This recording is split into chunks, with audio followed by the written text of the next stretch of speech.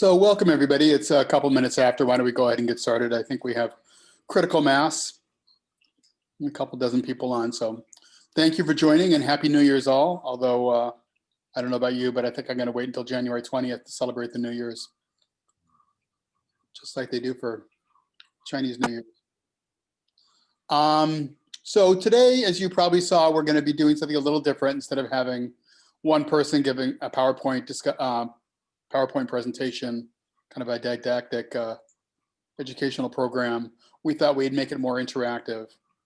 And in talking to some of the doctors in recent months, especially during COVID, they're really feeling kind of the pressures of all the changes over the healthcare system in recent years. And it's just making everybody's job more difficult. As patients, I know we find it frustrating when we go to the doctor's office and the doctor has to sit there in front of a computer and check boxes and look at the computer instead of us. And, you know, the appointment times are getting shorter and shorter, things like that. So there's a lot of pressures both on the provider side and on our side as well as we keep navigating our ever-changing healthcare system and especially reimbursement. I don't know about you, but every year I have to sign up for my insurance plan, and it always changes. It seems they're always canceling the plan I have and to start all over again and learn a whole new system, get new providers. So it's less than ideal, but this is America and this is what we're dealing with. We don't have single payer healthcare yet. So we thought that we'd use this opportunity to have some providers and patients kind of talk about what it's like for them on the front lines and in dealing with the healthcare system. And so I'd like to say welcome to everyone, and I'll briefly introduce the panelists. So on the doctor side, we have Dr. Clayton Barber from Borrego. So Dr. Barber, thanks for joining. And Stapleton, I think, will be joining. She did message me that she was going to be driving in the car, so she might be a few minutes late. And let me see if Dr. Adams is on. I don't see him. And for those who don't know, James Adams was a provider at Eisenhower for several years and recently moved to, as of last month, moved to Kaiser here in Palm Springs.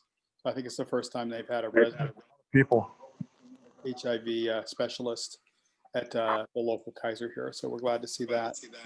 And then kind of in the middle is our own Bridget Picou. Used to be a nurse at DAP and now at Desert Oasis. And so she's both a nurse as well as a person living with HIV. So she can kind of speak to both sides of what it's like. And then we have Steve Bolerjack and Marjorie Martin, both people living with HIV with the providing that perspective. So I've asked each presenter to kind of just speak briefly about what their kind of top challenges are. We'll kind of go through each presenter and then ask them to talk amongst ourselves and ask people to type in their questions in the chat if you can. If that function isn't working for you, raise your hand. There's a button on the bottom for reactions, and there's an option to raise your hand there, or just do it the old-fashioned way. And I'll try to keep toggling back and forth between the two pages of Brady Bunch photos to see if anybody wants to chime in, and we can do it that way. So with that, Dr. Barber, would you like to start? Good evening, everyone. A lot of challenges we've been going through for the last, close to 9 months or so now. It's been very difficult, especially trying to deal with patients, well, not dealing with patients, but try to help patients when you're at a distance and you can't see them up close. I mean, telehealth is working pretty well for some visits. We do have access, since I'm an old guy and a diabetic and a heart condition, so I'm forced to work from home. So because I'm at high risk, if I were to be infected with COVID, I would have a high risk for complications. So I've been working from home. But we do have providers in the office who can see patients if it becomes necessary for an in-person examination. So I can evaluate people's problems, the symptoms they're discussing, any chief complaints, go over your systems, follow up with medications and refill medications. But if something comes up that needs to be seen in person, I do have both Henry and Rob, nurse practitioners who can see patients in the office. I'm hoping to be back in the office, hopefully maybe in March. It all depends on when I can get my vaccine, which I haven't gotten it yet. Mostly that's been going to hospital providers and stuff. So hopefully in the middle of this month, workers in offices should get it. I don't know if Dr. Stapleton or the people have, or Dr. Adams have gotten their vaccine yet. We haven't got ours. But hopefully once I get that, get the booster, I can get back to work in the office. But it has been a challenge for patients. But fortunately, it's working out fairly well. It's been additional challenges because Borrego in the last, year and a half, we've had major changes with the death of Dr. Scheibel. And then last year, right as COVID started, Dr. Shigeno passed away.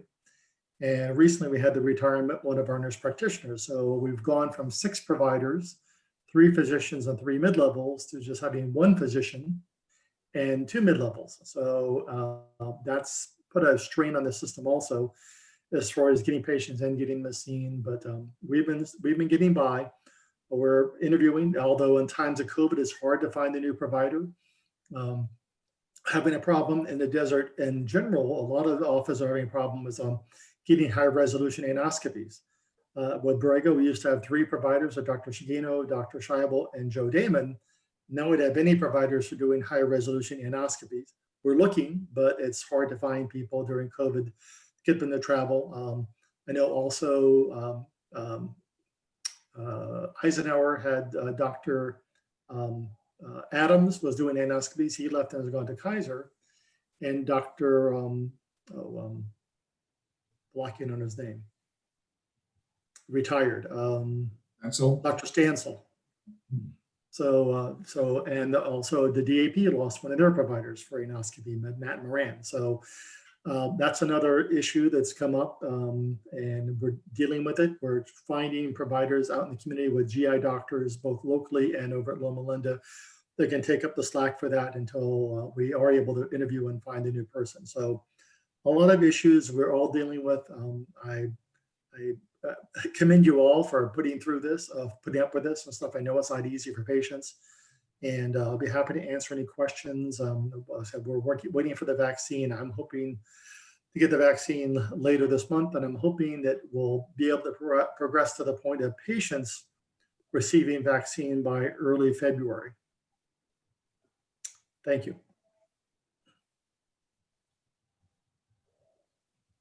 Sorry, I muted myself. Sorry about that. No, thank you very much. That's very helpful. I think it gives a good overview. Bridget, would you like to go next? Hi, sure. So, like Jeff said a little while ago, I have a unique perspective because I have both patient perspective and provider perspective. And it's definitely been a challenge. When COVID really started hitting and it started being the first wave, basically.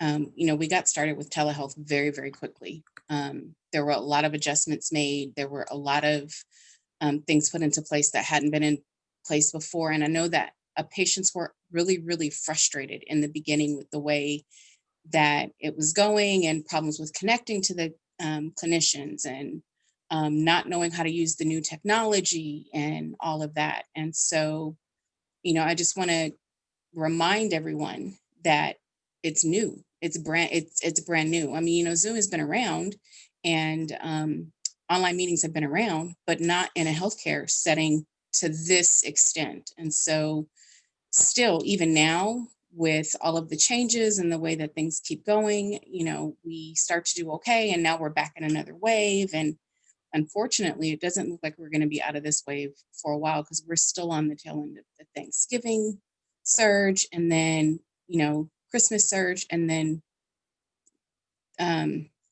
New Year's right after that. So it's going to be like this for a while. And I would say for patients, try to adapt and try to be patient. From the provider side, I know that all of the nurses and all of the doctors that I work with really try to do the best that we can. We really sincerely are doing the best that we can. And I know that people get frustrated and they feel like they don't get their meds or they're not getting their appointments. And it's a scary time. And so we want to, I don't want to say strike out, but we want to react. There we go. We want to react to what's happening around us. And sometimes clinicians and nurses and doctors and pharmacists and all of that get caught in the crossfire. So from my perspective, my biggest thing is finding balance. Finding balance as a patient and finding balance as a nurse to try to make sure that things go as smoothly as they possibly can. And it's a process, and we have to work together in the process. So that would be, you know, where I'm at with it and my perspective on it for now. I'm hoping that things get easier and things get smoother, but it's going to be a rough ride for a while, is what I think personally. That's it for now. Great. Thank you, Bridget. Yeah, I think it's good to be realistic. It's sobering to think about where we are, but we need to be aware of that and deal with that as we go through this. Steve Bolerchak, would you like to go next? Yes, thank you. Well, I come at this from a couple of perspectives as well. I've been a patient since diagnosis in 1987. I'm a long-term survivor, like some others here, and grateful to be here. But I'd rather focus on my more recent role as what I'd like to describe as a voluntary patient advocate. And over the last 20 years or so, I've written a lot in the LGBT media, for Desert AIDS Project. I was editor of the newsletter there for several years. I was a columnist at New York Blade, largely about living with HIV, and more lately, volunteering as, again, a patient advocate and focusing on what patients' needs might be. Again, just most of this is anecdotal. There's plenty of information out there about governmental, public, organizational patient advocacy, but my experience, I'd just like to talk briefly about, again, my own experience and the community, the Palm Springs community where we're located for the time being. And Jeff asked us to talk about challenges, so I came up with several, and I'll just run through those quickly. Again, more from an observing fellow patients and having some experience behind me that I hope might help them. And the first one that I see all the time, whether it's through the HIV aging group, whether it's Pause Life, whether it's DAP, several of the places with whom I've been associated, most of the patients, again, in Pause Life are all pros at this and are very good at taking care of themselves and are able to, meet the challenges of COVID, we hope. But what I've found over my experience over the last few years is there are still a lot of patients out there that are either alone, unmotivated, have a lot of problems just simply keeping up. Their health may be part of that, their lack of information. What I've done in several cases is try to encourage patients to educate themselves a little bit more. In other words, with the idea being when they go to their providers and doctors to try to streamline the process and make it as easy as possible for everyone. What I've been most surprised to find and dismayed is that there are a lot of patients still out there who are utterly dependent on their provider to tell them everything that they need to know about living with HIV, about how the medications work, about resources. Not only before COVID, but especially now, nobody's got the time to hold your hand. Nobody's got the time to educate their patients. What's this and what's that and how do I do it? So one of my roles has been to try to encourage patients. There's plenty of information online. As long as you go to reliable sources, WebMD, Mayo Clinic, Pause, The Body, there are many, many different reliable websites. The point being is to try to encourage them to educate themselves so that they're better prepared to meet with their providers, which I think is even more important today. And just specifically, I've suggested to some of them, always keep your medical history and your medications list on your computer, update it regularly, and always print it out and take it with you to a provider meeting. Likely they've already got you in the system, but I've done this myself. Nobody wants to take a clipboard, do a clipboard of remembering all your meds. It may help and it can't hurt. And every time I've done that with a doctor or provider, they appreciate it, and it's less work for everybody. So those are just a couple of tools that I've counseled. The other big aspect of this is not only focused on the patients themselves, but their own caregivers, the people close around them. And the thing that I've encountered myself recently over the last few years is, as I get older, as my community and my friends get older, there are a lot of people alone out there who don't have an advocate as an intermediary with their healthcare providers. This has happened to me once a few years ago when I was hospitalized with a medications failure and was in ICU for 10 days. I was fortunate to have a partner with me who interacted with my doctors. Those doctors sometimes would try to communicate with me when I was not able to grasp what they were saying. I was lucky to have somebody there with me, but a lot of people aren't. And I see an increasing need for whether they're family members or spouses or close friends, partners, whatever, for people to do more, especially now, to do more preparation work in areas planning on, I'm sorry to say, wills and definitely powers of attorney. I've done that for several friends unexpectedly, and it's not fun for anybody, but the preparation to get somebody as your advocate to speak for you when you cannot, make decisions for you when you are no longer able to do that for yourself. I've seen this problem I've seen growing in this community over the last several years. Maybe that's a function of aging, but particularly with COVID now, I see it as an even more urgent need. A lot of people don't know how to do this. They don't know that there are resources online. There are forms, government forms that you can print out and fill out. But I think that our community and organizations like Pause Life and some of the others, we ought to step up and help make that information more available. And without running over, just one other quick thing that I sort of call the HIV Youthful Dilemma. I've also counseled a number of younger, newly diagnosed HIV patients, mostly at DAP. And they're not always just young gay guys. There's a lot of women, a lot of Hispanic women, minority. I don't know whether that's the right term to use anymore or not. But I think one of the challenges for groups like this is to maybe increase our outreach to those communities that feel uncomfortable, feel puzzled or baffled as to where to go for help and resources and information, because they see a lot of us as a more privileged community, largely white.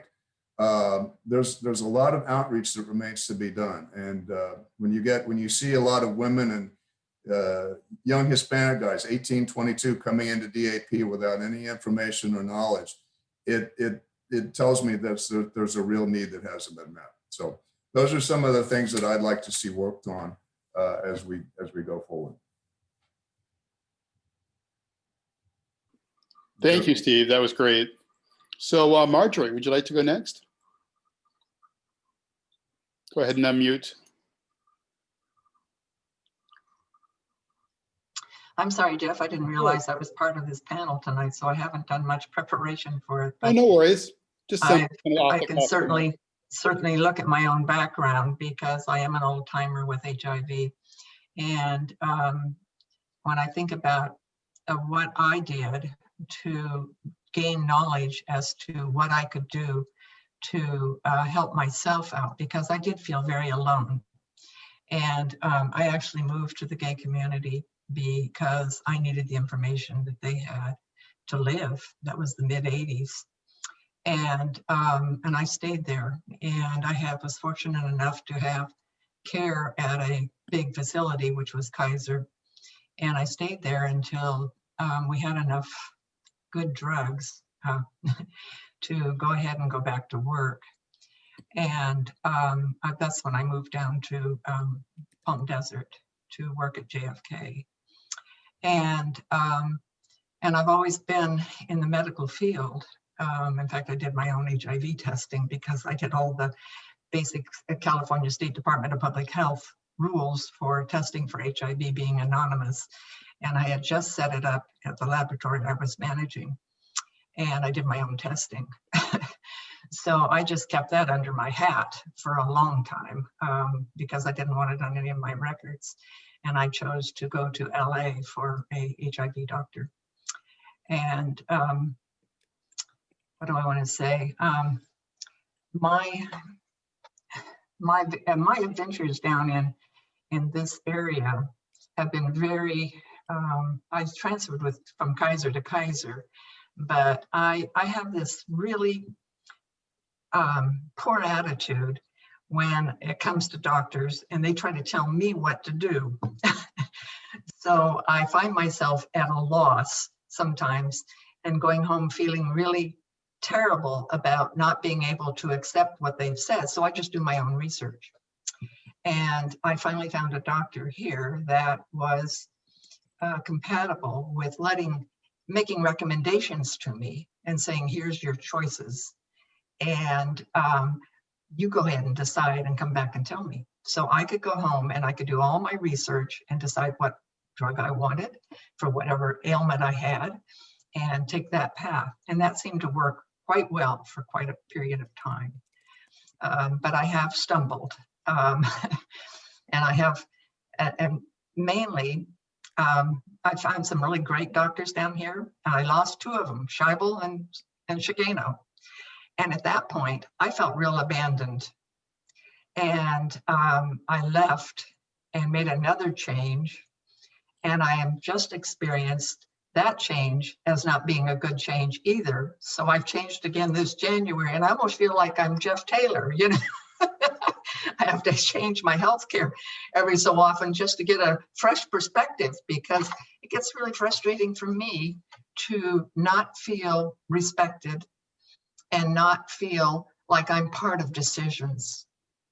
And I can't function any other way. You know, I can be quiet and I can be polite and I can be courteous, but I go home and I stew over it. I just get upset and I feel like that maybe that wasn't the decision that I would have made. And I go back and find my own information and come back and tell them I'm not going to do that. So it's, and of course, COVID has played in this a lot more in this last year of my instability. I recognize that, I think, from Bridget and from Steve, but the change this year has been much harder. For instance, I have a new insurance company, and it's now Blue Shield. I'm not going with an HMO anymore. I'm going to go with a PPO. And I called to make an appointment with the doctor, and nobody can see me. So right now I have no doctor. Now I don't know how long that's going to last. They said they would have openings in March. So I am stumbling now with prescriptions and no doctor. But I left Oasis and went at DAP, and they are covering my meds for the next 3 months through a private source, which goes with Blue Shield. So I've got that worked out, but it's been hard. I just feel like every step is a learning step, and I'm just trying to hang in there. You know, I don't have any issues with my HIV, but I've got aging issues. I've got osteoporosis, and it just goes on and on after that. And I need endoscopies, and so I just get worried. And yet I'm very thankful for the process that this brings for me, because it makes me more sensitive to and receptive to new positions and people's opinions and where I am versus where they are. And I'm much easier going and not as assertive sometimes as I think I'd like to be, but I think that pays off in the end, because we can reconcile and stay with and hang in there and work together, because that's my ultimate goal with the physician, is to work with them I don't want to work against them. It doesn't benefit me or them. It doesn't help. So my goal is to work with a physician and to learn from them how they work, and hopefully they learn a little bit about me and what I appreciate and how I work. And that's my goal. So thank you, Jeff. That was terrific. You know, and obviously the patients who've volunteered to be on the panel tonight are, very knowledgeable and empowered. And, I can only think what it's like for people who don't have that impetus to advocate for themselves and the knowledge to do so, as Steve was alluding to. So, yeah, I agree with what Steve said. There is a terrible need out there, and the women, it shows in the women population very, very obviously, because they don't turn out. Desert AIDS Project has probably been the big factor in some of those women having any associations with other women that are positive. And they had lunches and they have the Christmas party, and they've been very supportive of women, and their need. And some of them are, Latinas women, and it's an all population type thing. excellent. And Dr. Stapleton has been able to join us. So would you like to go ahead and unmute and share your initial thoughts, Dr. Stapleton? Is there anyone left besides me? Because I'm about to get into a more stable internet area. No, but we can go ahead and start discussing if you want to wait a few more minutes. That'd be great, because Okay. I just need to get myself where I don't lose the signal and that Cool. kind of thing. And you can see my face other than my more attractive picture from several years ago. No worries. Just message me All when right. you're ready and situated. Thank you. I will do. Absolutely, not a Thank you. problem. So the thought was, after everybody kind of gave their initial thoughts, that we'd have the panelists kind of address issues that were raised among themselves, and then have everyone else in the audience put their comments and questions in the on the chat. And then if there's a more detailed discussion that people want to get into, we can unmute individuals, but one at a time, obviously, because we've got 30-some people on at this point. So we want to keep it a controlled discussion. So among the panelists, from what you've heard thus far, from what everyone has said, have you any thoughts on, responding to the issues they've raised, and what you think some of the issues and possible solutions might be? So I do, Jeff. It's Bridget. There's a couple things that stood out to me. One is, or actually a couple things that Miss Margie said, which is, nurses and doctors alike, we get into this place and people living with HIV and that have been living with HIV for a long time, and they know about their disease process, and they know their body, and they know themselves. I think that we forget that clinicians are trying to do the best that they can for us. And so they make suggestions, or they tell us we need to do this, or we need to do that. And we don't want to do it because we've already done it before. But they may not know that we've done that before. And that's where dialogue is really important. And talking to clinicians are really important. And she was talking about, women and not women in general not showing up. And I can remember when I first got diagnosed, I didn't have insurance and didn't know where to go to get care, let alone anything about, I knew in general about HIV, but I didn't know anything real or tangible about HIV because it was outside of the realm of possibility for me, or so I thought. And so finding a provider was challenging. And just like Margie, right now, I don't have insurance. I just changed jobs. So I'm in that flux period where I don't have insurance and I'm waiting to get insurance so that I can wait to get a provider. And to top that off, I just changed medication to a new medication. So I still need to have blood work done so I know how I'm doing on the new medication. And so there's all these little nuances and all of these little challenges that come up that if you don't know, you don't know. I had Kaiser insurance for a while, and It's not my place to badmouth any institution, but I had a terrible experience with Kaiser. If I wasn't a nurse and didn't know what I know about HIV and about taking my meds and about being adherent and about asking questions, I probably would have been in a really, really bad position because I couldn't get anybody to respond to me. There was a period of time where they canceled, and I'm not even exaggerating, they canceled 6 out of 8 of appointments that I had, and the other 2 appointments that didn't get canceled by them, I had to cancel because they scheduled them without my knowledge and without asking or telling me. So it's the things like that that make it such a challenge, and where people get so frustrated, and where it's important to have the dialogue between the clinicians or the clinician staff, the doctors, nurses, MAs, PAs, all of that becomes critical in situations like that, because that's how you lose patients to care.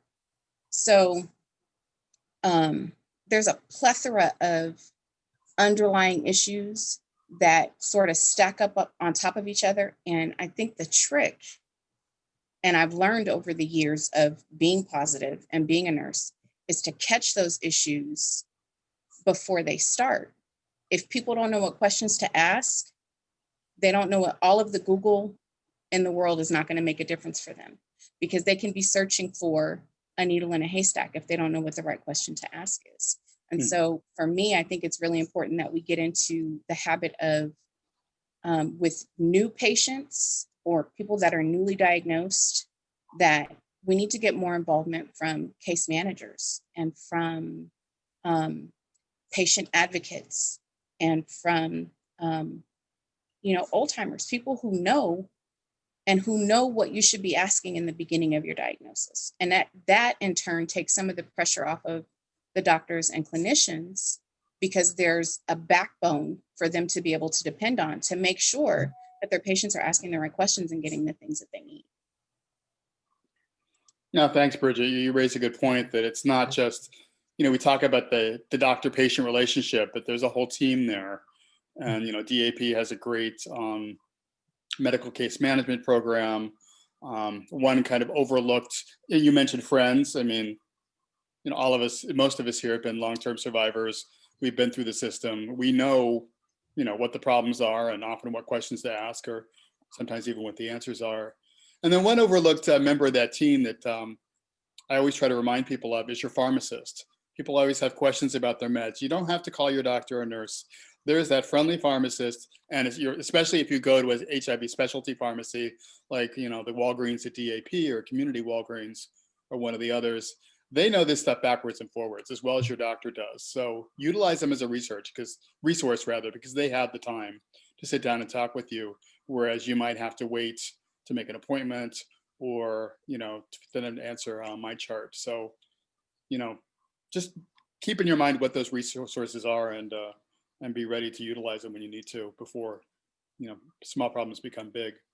I see D has typed in the chat that non-medical issues have been put on hold for now, such as doctors, eyeglasses, podiatry, and other health issues, mostly related to age, that are stacking up unaddressed. So what advice does the panel have in dealing with those kind of non-HIV but aging issues that many of us are facing right now? Well, actually, that's primarily the biggest problem we deal with. A lot of patients now. We have an aging population. The average age of my patients is about 62, 64 years old. And most of the patients have undetectable viral loads, or T cells are good. So HIV is not the major issue for most of them. Sometimes it's a matter of side effects and medications have to be adjusted, but a lot of it's dealing more with the regular problems that occur with aging, whether it's just diabetes, atherosclerosis, heart disease, emphysema, whatever the problems may be. That requires a lot more of my time every day is spent dealing with the chronic medical problems and HIV. Once you get someone in a combination that works for them, they tolerate it well, and we have more regimens now that are easily tolerated than either one tablet once a day. Unfortunately, for a lot of my older patients, that's not always an option because they've been through everything in the past. They have a lot of resistance, so they have to have a more complicated regimen, sometimes 2 or 3 pills per day. but still overall they're doing well with undetectable viral load T cells are stable. And so opportunistic infections and HIV is not a major problem for them. It's more maybe sometimes the side effects of medication, but frequently it's just the aspect of getting older and dealing with those things and trying to find referrals. A lot of times it's difficult, especially with dealing with Medi-Cal patients, trying to find a referral for them to take care of a problem. That can be difficult because there's a lot of providers out in the desert who don't accept Medi-Cal, so, or there's a long waiting list to see somebody. So that can be a concern. So we try to deal with as much as we can, but sometimes you need a procedure. You might need a cardiac catheterization. So I can treat somebody's high blood pressure and heart disease and prescribe medications to control that. But it comes to the point where the person is like an angina and need to be evaluated. That has to go to the cardiologist for the cardiac catheterization that may be needed. So we try to handle as much as we can. We try to work with the patients as well as we can. It's been difficult with COVID because a lot of referrals have been put on hold. Patients who were waiting for, last year, a lot of people had colonoscopy scheduled that got put on hold for about 3 months, and then they started opening back up and doing colonoscopies again. Then it closed back down again. So a lot of patients are sometimes 4 months, 6 months or more behind on some procedures, getting patients in for their scans or things that are some of the imaging centers have been closed intermittently, other providers. So it does put it more on myself and other providers to do a lot of the care that normally would be covered by the specialists because we just can't get them in to be seen. Great, thank you for that. Any other comments kind of building on that discussion? Am I muted again? No. No, you're good. Go ahead. I did find the referral system in 2 different places to be very, very cumbersome. Took a long time. Sometimes, I'm very organized with what I need when, and because of my older attributes, but it took 6 to 8 weeks sometimes for me to get a cortisone shot for a referral, or my breast mammograms, or whatever it was. Once they got established, it was fine, but if it was a new referral, it took terribly long times. And that was part of my major disappointment with 2 different groups for HMO treatments down here. So I just kept looking and finally made the decision that I needed more and chose the PPO for that reason. It was just terribly frustrating for me to get referrals. And I had them all on my list. I knew when I needed them. I knew the date that the 6 months to a year for some of them. I knew when they were due. I just keep track of everything that I've ever had done as far as my labs. I can do my own lab interpretations because that's what I was, a medical technologist. And I had that gift. But there were other things that I had lots of questions about, but I would just kind of dig into information on the internet and find what I needed to know to ask the questions that I needed to know something about. And but it was referrals that kind of sunk the boat for me in this treatment situation. Well, Julia, I have a question for you. Some of the things you're describing and that Bridget was talking about, I mean, none of this is new. A lot of these problems are No, that's true. healthcare system since, the 80s when I first was diagnosed. And I had Kaiser, so I had Kaiser for over 20 years, and Kaiser Sunset was great. Their referral list was huge, and they could just call and you got an appointment within sometimes as fast as a week. And then I came down here and I had Kaiser down here, but Kaiser down here had a few problems when I was, and I tangled with one of the doctors. And so I chose to leave Kaiser at some point and go. And then it was a problem with referrals. So my question to you, I've heard that about Kaiser, by the way, but my question to you, I think I heard you mention that you now were with DAP. Is that correct? That you were getting care? not now, I left. I had Oasis Health with that HMO, and it was that Desert AIDS Project. Yes, my doctor was that Desert AIDS Project. Okay, well, as I said, I have a lot of familiarity with them. Yes. My question is this: some of the problems you describe are exactly the types of issues that ought to be handled by a counselor. You are assigned a counselor of some sort at Desert AIDS Project if you become a client of DAP. Did you have any counseling help there? And if so, how was it? I'm just curious as to what your No, experience. my counselor at DAP, I haven't talked to her probably. I've been at Desert AIDS Project since I moved down here in 94. And I've probably talked to her once a year. She is not involved in anything with my care. Sorry to hear that. So just to chime in on that, I think there's two levels of, you call it counselor, but DAP, they refer to it as case management. Yeah, So they the got general case manager. where they hook you up with, your ADAP and things like that, food vouchers if you qualify and that sort of thing. And then there's another category called medical case management, which is kind of what Marjorie and I think you were talking about.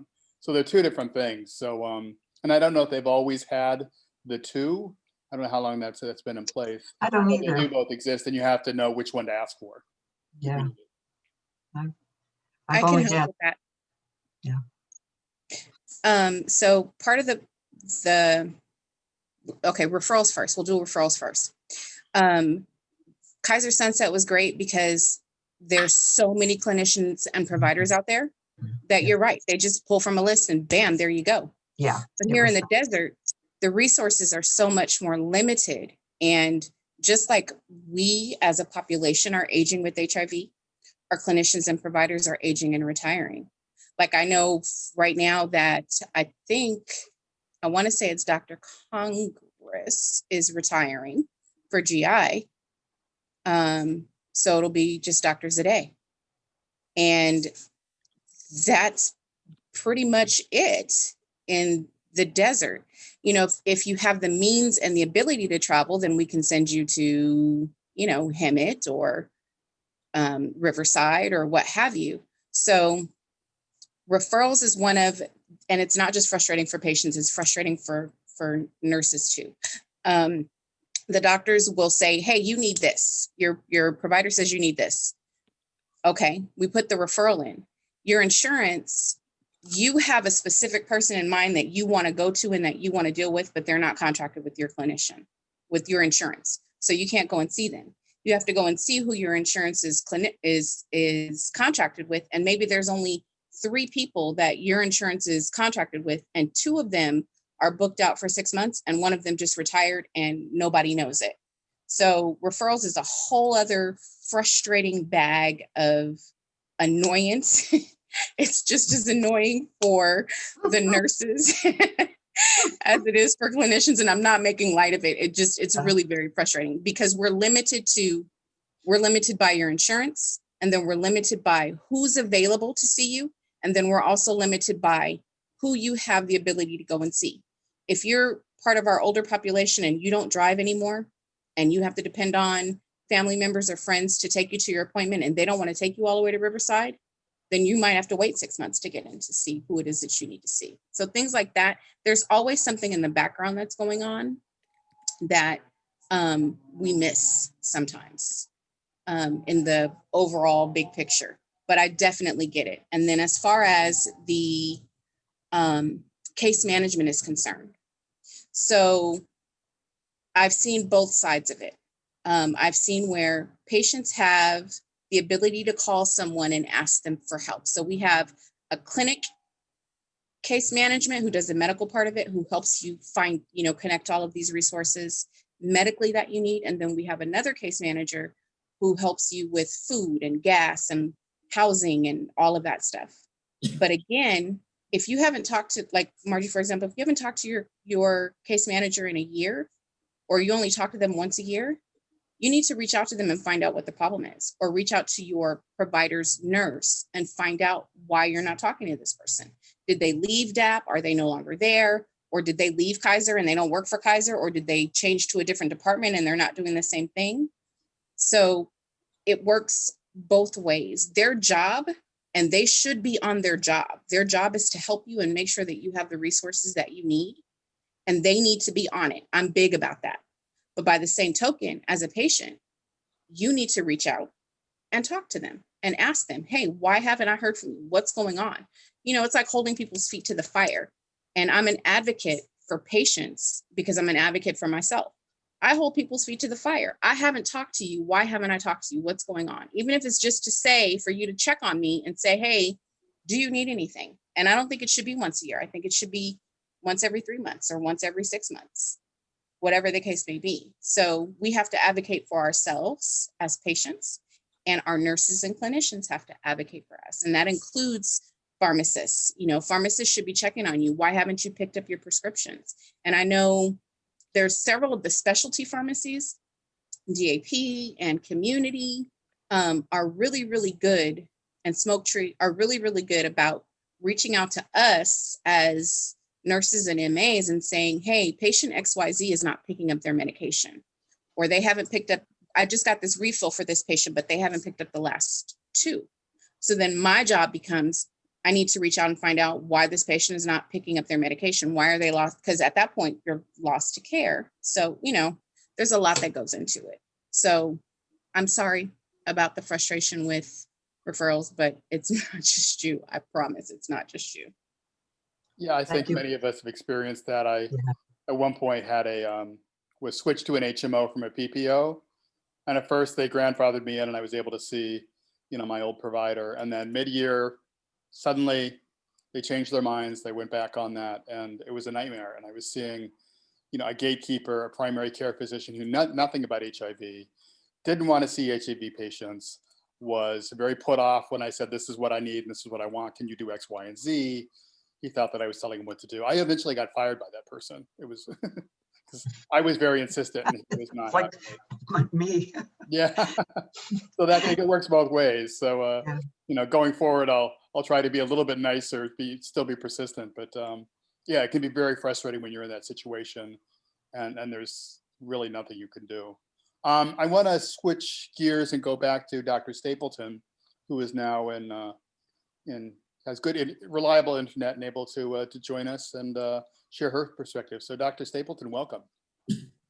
Thanks. I'm going to turn on my video. I decided to stay with my phone so I could maintain stability. So we'll see if you can actually see me with the camera on. Let's see. There I am. Yeah, okay. great. So thank you all for your patience with my internet. So I think we were to describe our top 3 challenges or frustrations. I'm not sure I can boil it down to 3, but I've decided it's kind of a global challenge of dealing with the current chaos in the medical system as it is, and that trying to think of solutions. And so what I mean by chaos, I think it's challenging to provide quality care to people when you have a pandemic, you know, raging around you. And we also have had a lot of changes in our clinic where we've had 3 docs leave and some illnesses and that kind of thing. So it feels like some days kind of like a battleground when you go in every single day. And I don't want to, you know, throw my institution under the bus because none of us can change a lot of the things that have happened in all settings. But I feel as though in terms of thinking about solutions, my goal is to try to come up with a more streamlined and orderly, just plain fighting chaos with what should be at times routine interactions with people. And there's relatively little that I think the system is perhaps even able to do right now, but there's some things I've thought of that would help. And I think I mentioned them last time, would be things like activating the ability of patients to put what they would like to talk about in the visit in something I can read the night before and be ready for it, assuming it's a relatively routine visit, even having times when we can have some acute visits in our day or our week without completely disrupting everything in case people are unable to go. Right now, they're almost unable to go to the ER. So if it's appropriate for an urgent care type of thing and we're able to handle it, it would be nice to have that time. And I really love it when people do bring these long lists, and it helps me because I want to know what they have done and what worked and what didn't work, and also what are their concerns, because I often find that people want to talk about something that I hadn't thought about, and I would just want to make sure that they understand their labs or something else. So it's helpful to know what the expectations and goals of the patient are in advance. And I also am getting a lot of people with no old records at all, like several per day. And that's one of the things that, again, my institution could help with that, because I happen to have had Epic for 10 years and I have a way of figuring out where people were before and getting their records in, but it's kind of just in the nick of time the way they've configured Epic. So until like that actual day, which means sometimes from 12 in the morning till 1 in the morning, you can't usually get the old records in to review, let alone a week in advance. So the summary of what I'm looking for is a bit more order in the chaos, and my solution for it is, to some degree, I'm sure there's things I could do, but for patients, hopefully they recognize that we are doing the best we can and we're dealing with extraordinary circumstances. And for my institution, I have some suggestions for them if they ever should have time to listen to me. So I'll put my phone back on mute and listen to the rest of the presentation. Thanks. Yeah, I mean, a question for the providers is I'm sure COVID has just upended everything. And does your institution even have the bandwidth right now to make any improvements like you've suggested? Or is everything just kind of on hold while they ride out the crisis and have to deal with it later?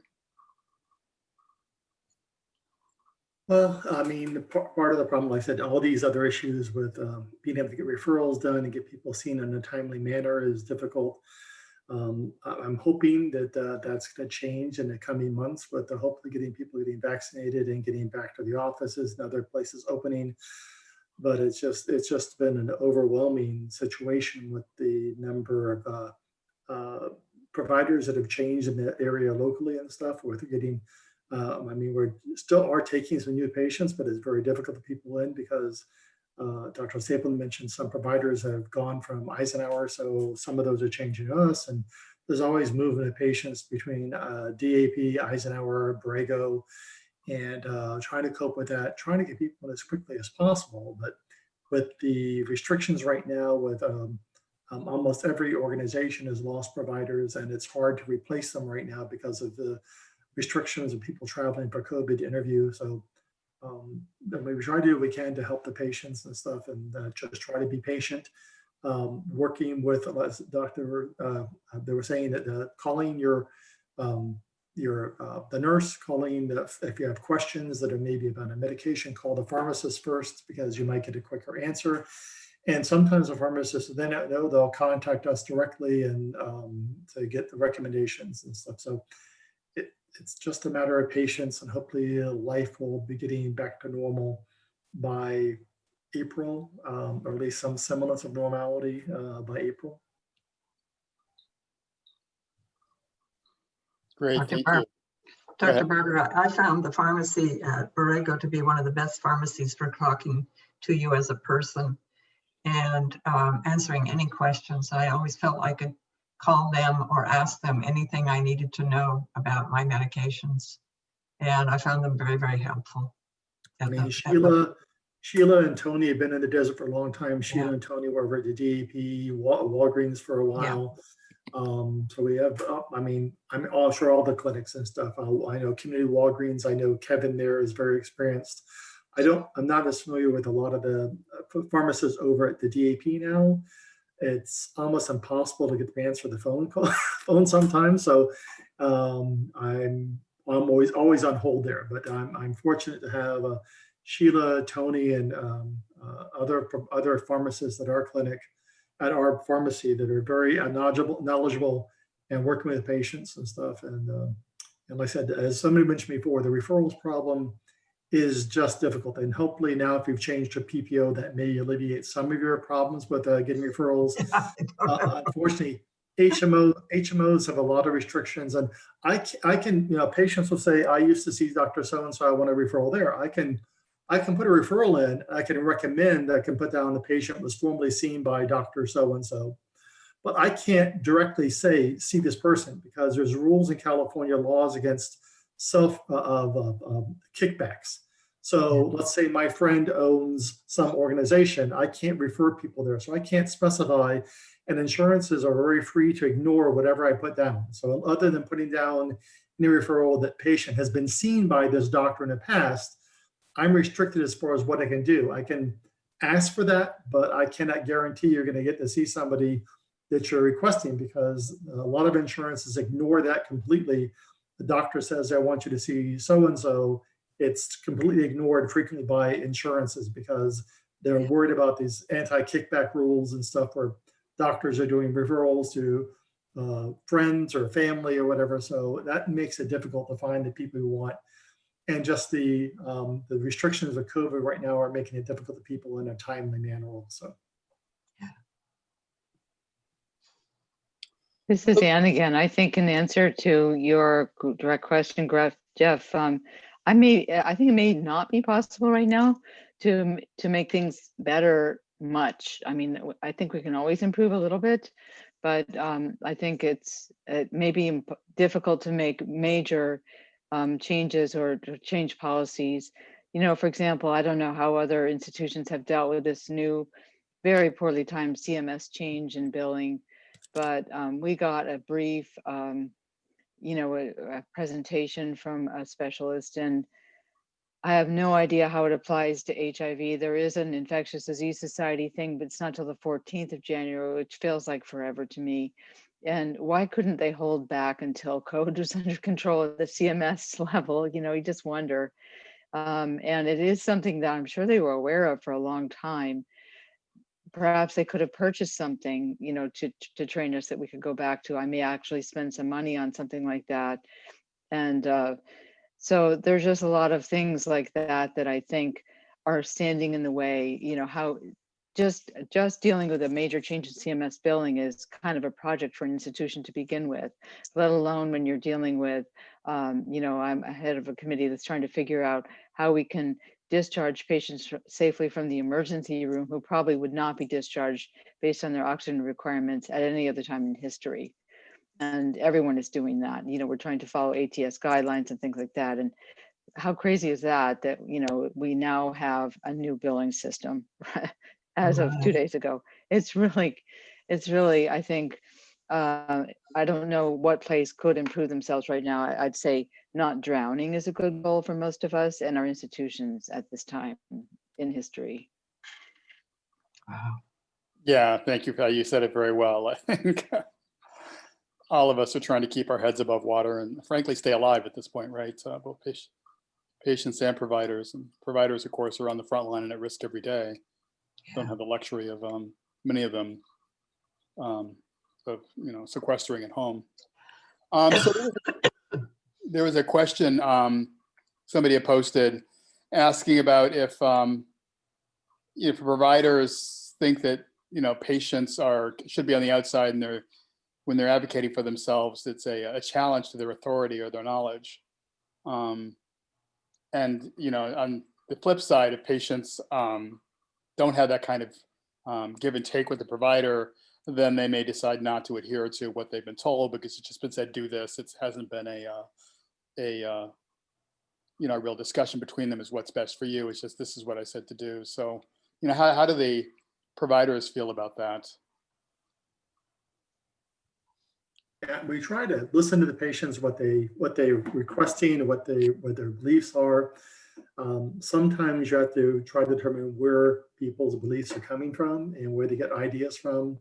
Like I said, if you go to sources like WebMD or Mayo or Cleveland Clinic, you're gonna find reputable information. But I got people all the time coming, I saw this on Google, I saw this on YouTube or whatever. And for God's sakes, you don't have a medical degree from Google. And sometimes I get the most crazy thoughts. And I try to work with people and find out, where did you get this? And, you know, I try to, you know, point them to other sources to evaluate.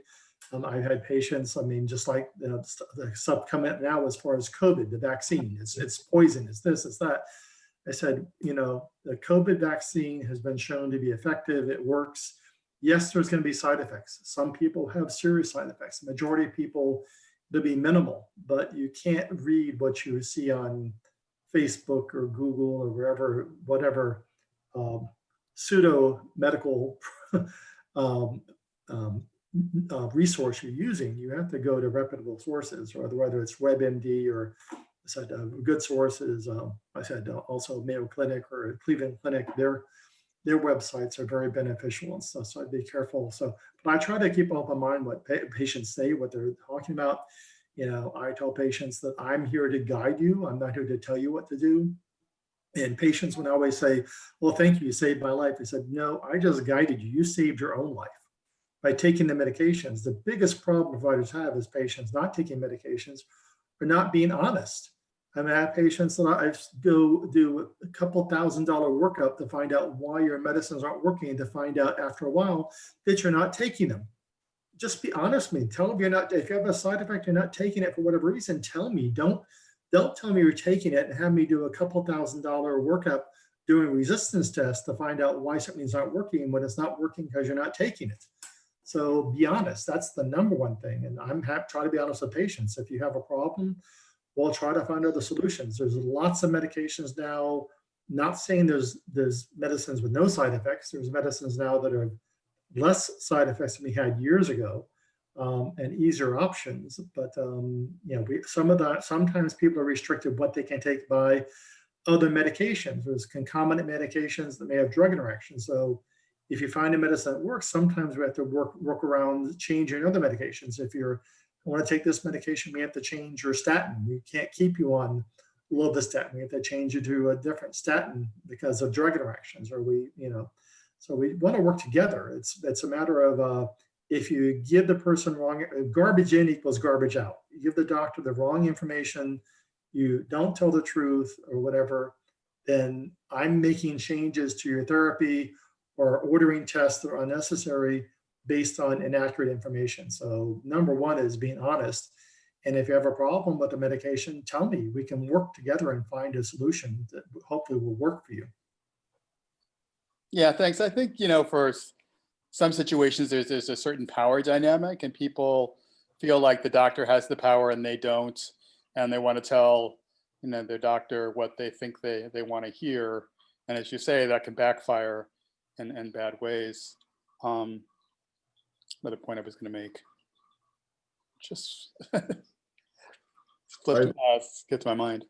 I have a question to Yeah. follow up, Dr. Barber, about adherence. As I think I mentioned earlier, in my experience at DAP and elsewhere, I run across this issue, and it seems to occur more in younger patients, or maybe that's just who I'm talking to. I guess my question is, do you see this lack of adherence across the board with patients, or does it tend to happen in younger ones? I'm just curious as to why it occurs and who is not sticking to their meds.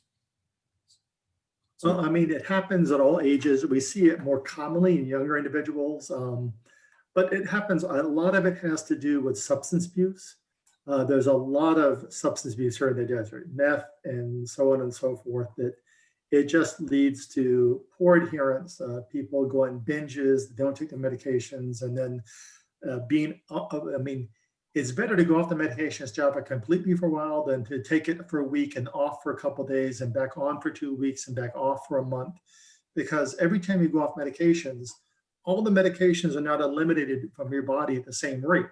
So if you're taking a 3-drug cocktail, you stop a medication today, well, in 2 days, you still have 2 drugs working. And in 3 days, you may have 1 drug still in your body. That's when the virus mutates and develops resistance. The virus is not smart.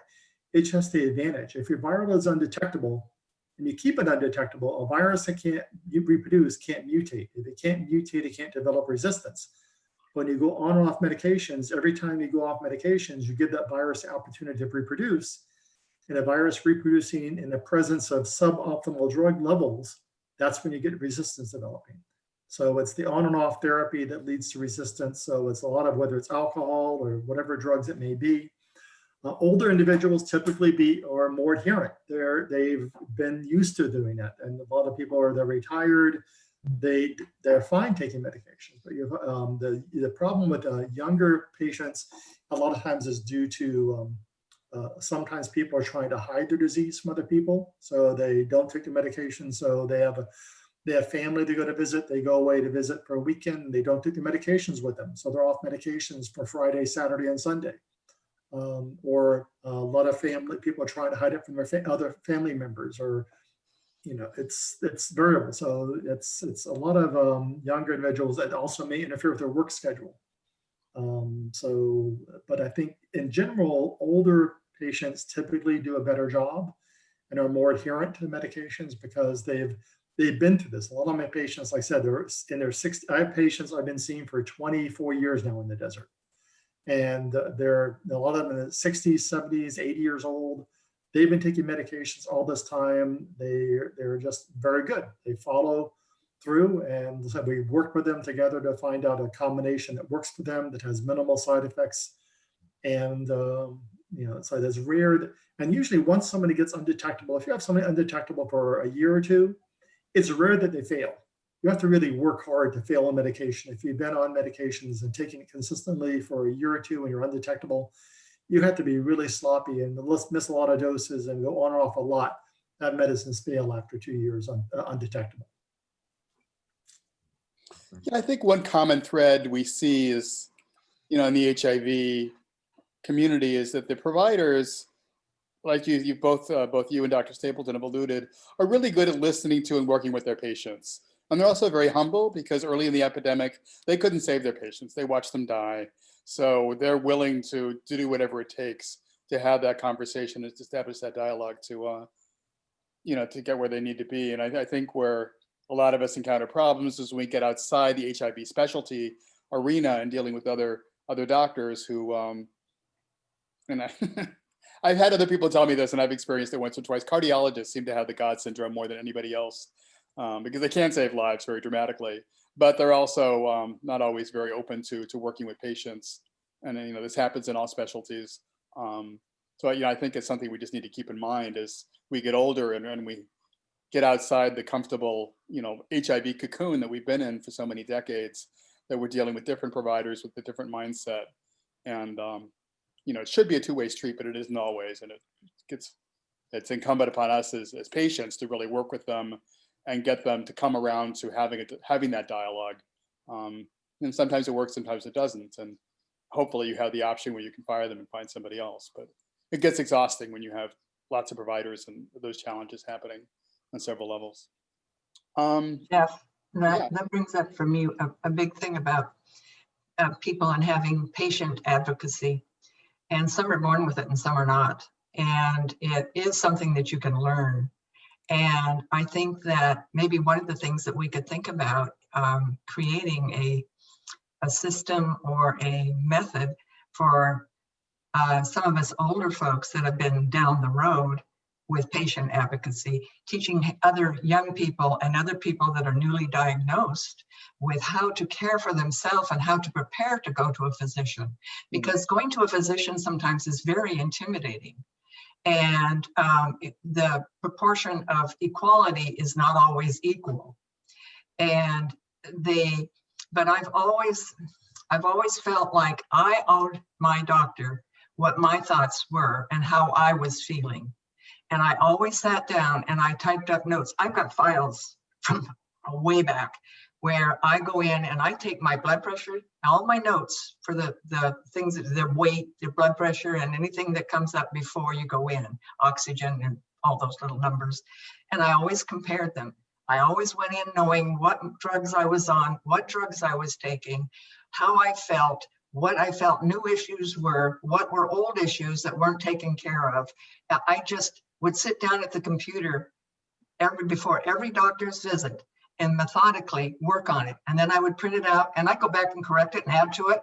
By the time I had my doctor's appointment, I had that with me and I took it with me every time so that I knew what I wanted to ask the doctor and what I wanted from him.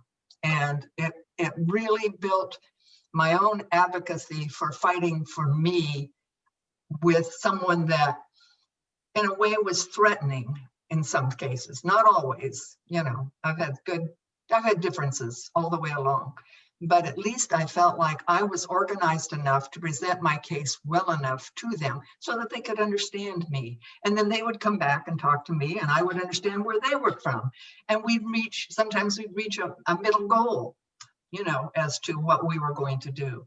but it really gives you a feeling of power and empowerment with someone that is better educated or more knowledgeable, but it gives you a right to say what you're doing and how you're feeling.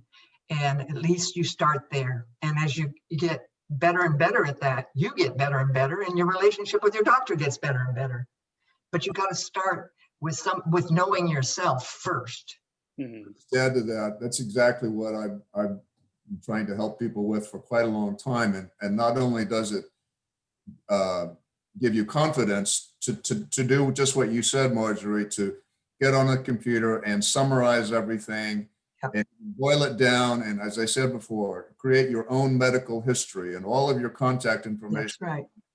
And your medications list, and always keep it up to date. It's not only gives you confidence, but it also adds to your sense of control of your own situation. Yeah. You don't have those documents. And you can do it without a sense of whining or misinformation or not remembering. I mean, it just really puts things together in a solid form for you to know where you are and what you want to convey to your doctor. Otherwise, you're left with this sort of vague sense of, oh yeah, I've got to go to the doctor. Let's see, what do I want to talk about? Yeah. And what are my meds again? And they hand you the clipboard, and you're supposed to remember all of your medications and the dosages. As I said before, nobody needs to do that anymore. So I'm really happy to hear you did that, and that's really a great step toward your own, as I was saying, self-education and self-preparation and self-advocacy. So good for you on that. Thank you very much, Steve. Well, one of the advantages we have now with Obamacare, the Affordable Care Act, is that everybody's moved to electronic medical records. And I know while it causes all kinds of upheaval in medical systems when they have to switch over, and that's why we see, our doctors, swearing at the screen and pounding away during the middle of our appointments. But as patients, like Steve and Marge were saying, it's all right there. It's at your fingertips. And, if you're not computer savvy and not all these, some systems are more consumer friendly than others, but it's really worth it to take the time to figure out where that is, because it's all right there. And you can make your list.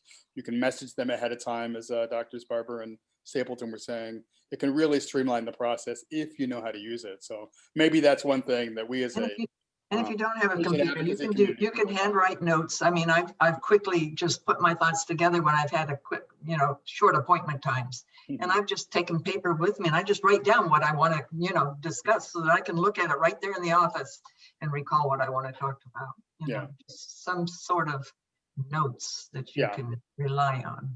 Because not how you do it. It's you just do it. Well, because I'm here, I just want to insert, because it's what I do. It is definitely, it's as a patient, it's definitely a plus to know all of that and to know what you want to talk about.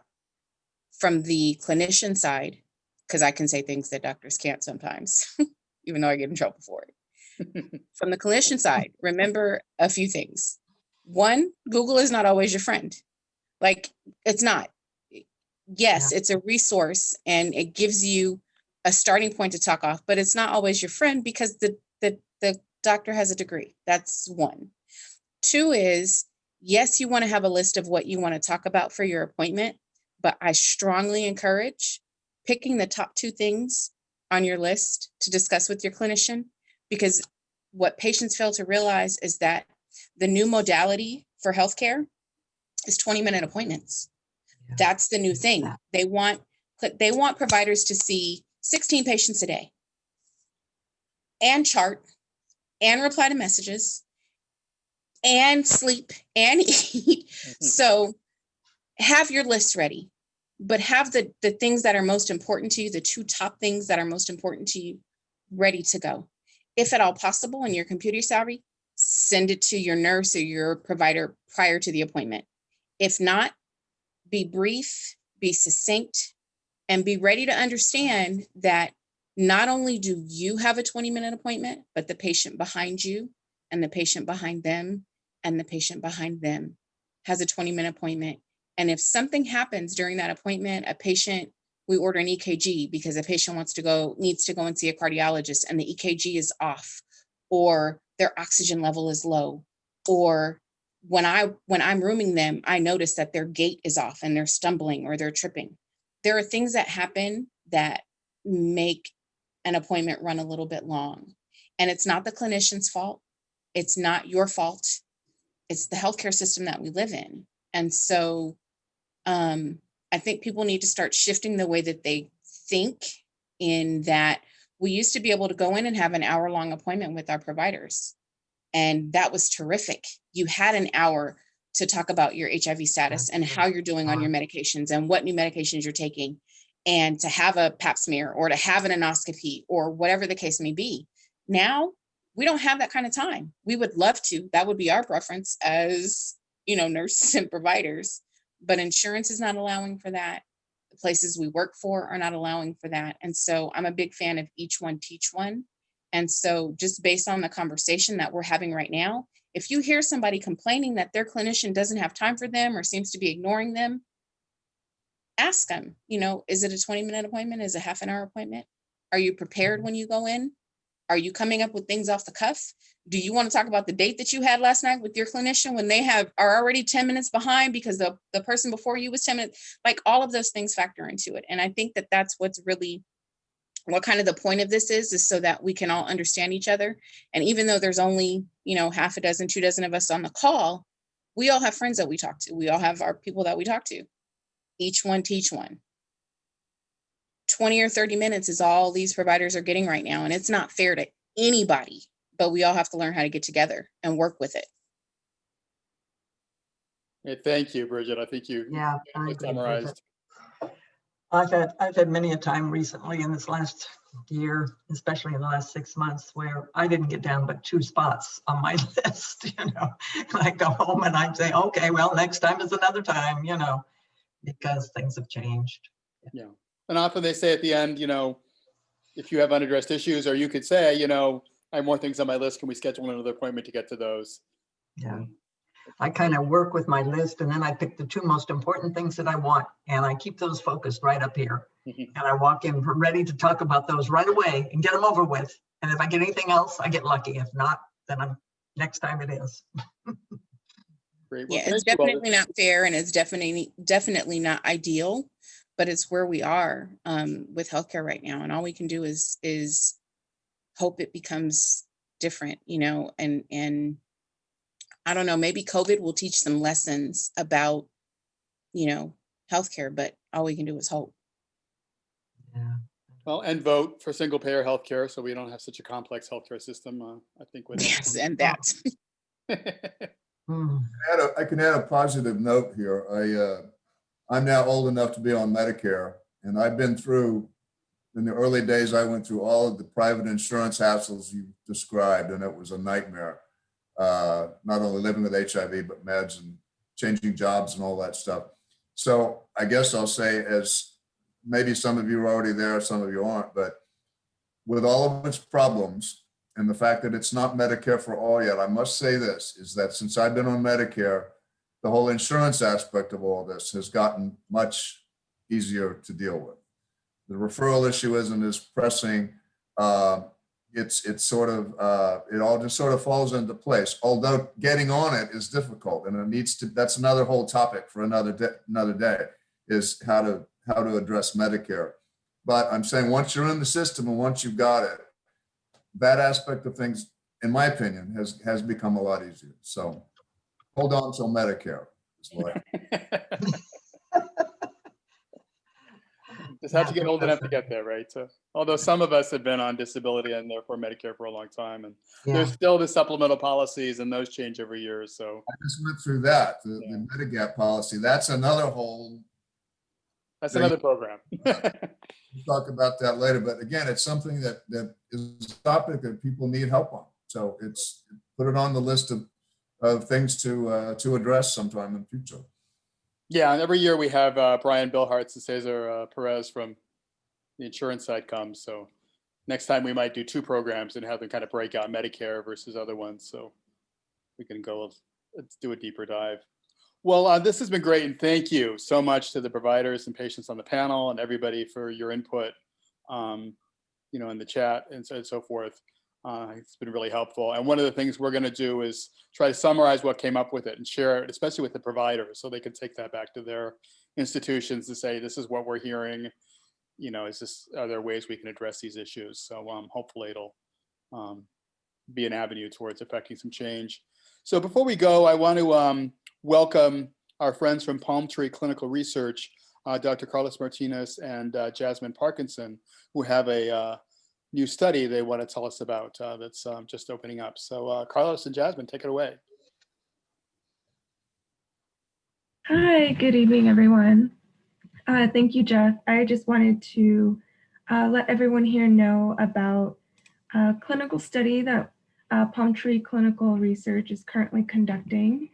And if you guys know someone who can possibly benefit from this, it would be great. But essentially what is being done is it's a clinical trial evaluating a once daily oral investigation medication. It's a fixed dose combination of doravirine and islatravir in patients who have HIV-1 and are heavily treatment experienced and failing on their current antiretroviral therapy. So essentially it is combining the two medications, and islatravir is the first in a new class of antiretroviral therapies with doravirine. And some of the characteristics of this combination drug is its potency. It has a high barrier to resistance and a favorable drug resistance profile and a long half-life. So some of the early clinical data is novel. It's a once daily, again, combination of the two ARTs that may provide patients with an efficacy profile comparable to the current 3-drug standard of care for HIV-1 patients. So I will be sharing one of the brochures here in the chat and a flyer. And yeah, if you guys know someone who would love to learn more about this or see if they can qualify, I'll put the phone number and the email address here for Palm Tree Clinical Research. I've already entered the phone number, so if you want to put in the email and the brochure really kind of goes into detail as to some of the key eligibility criteria, which is nice to read over, and it shows the study design as well. So yeah, I think that would be really helpful to kind of just to glance over, and if Dr. Martinez has anything to add, yeah. No, that's practically it. We're looking for patients that have a viral load higher than 500 copies. So it's practically for any patient that is failing their current regimens. That's practically the patients that we're looking for. And just so people know, the two drugs, one is doravirine, the brand name is Pifeltro. So some of you may have heard of it or be on it. And that's a non-nucleoside drug like Sestiva was. It's the same class, but with a greater barrier to resistance. And then, like Jasmine said, the islatravir is a whole new class of drugs. It's technically an NRTI like, you know, Truvada and Descovy and AZT back in the day were, but it's got a little tweak to it. It's a non-nucleoside reverse transcriptase translocation inhibitor. So it works in a slightly different way, which is why it's good for people with resistant drugs. So it's really exciting that, you know, we've got this new combination for people with resistance, because a lot of us have developed resistance over the years, having been on so many different regimens. So it's exciting, and we're lucky to have this here in the Valley. So great. Well, thank you, Jasmine and Carlos, for sharing that. And any questions, please reach out to them. And thank you all for joining. We'll meet again next month. On the schedule, unless something COVID related emerges that we want to talk about, and I'm looking to see if we can get someone to talk about the vaccines once a couple more are available. But on the schedule for next month is Hiv Cure Research with Dr. Paula Cannon from University of Southern California, and who's spoken to this group before a few years ago, and John Zaya, Dr. John Zaya from City of Hope, who's also spoken, talking about the kind of advances that are happening in cure research. So that should be exciting. And Thank you again. If you have any suggestions for topics, Steve mentioned one a little while ago, but we're always looking for those, and we want to keep this fresh and relevant to what you need. So please feel free to message me or let me know if you have any ideas for topics or have speakers that you've heard are really good that you think might be good for this. We're always open to new ideas because this is all about you and what you need. So thanks for joining, and we'll see you again next month. Stay safe, everyone. Thanks, Jeff.